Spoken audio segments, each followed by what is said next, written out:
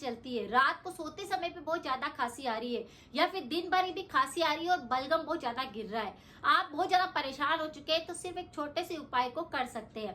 शीतोपलादी चूर्ण जो 7 मिश्रण से बनकर के एक बनता है उपाय, इसको आपको क्या करना है, बना बुना है मार्केट से ले लेना है। इसमें मुलेठी भी रहती है, काली मिर्च भी रहती है और कई तरह के और भी इसमें मिश्रण रहते हैं।